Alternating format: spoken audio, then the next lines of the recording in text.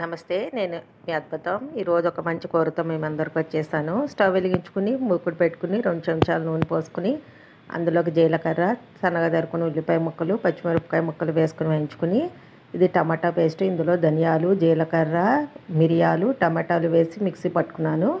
ఆ పేస్ట్ను కూడా ఈ ఉల్లిపాయలు ఉడికాక వేసేసుకుని టమాటా పచ్చివాసన పోయేదాకా వేయించుకోవాలి. అది వేగాక కొద్దిగా నీళ్లు కూడా పోసుకుని టమాటానంతా బాగా వేగనివ్వాలి.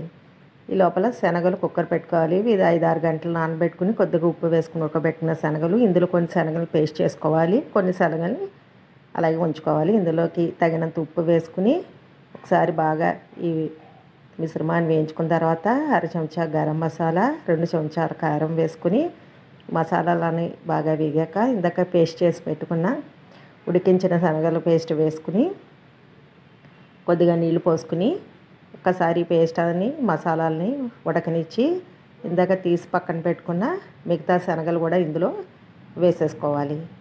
వేసుకుని తర్వాత కొద్దిగా కసూరి మేతి, కొత్తిమీరతో గార్నిష్ చేసుకుంటే టేస్టీ చోలే మసాలా రెడీ అయిపోతుందండి. ఇలాగా చపాతీతో సర్వ్ చేసుకోవడం, లేకపోతే అన్నంలోకి, ఫ్రైడ్ రైస్లో కూడా చాలా బాగుంటుంది.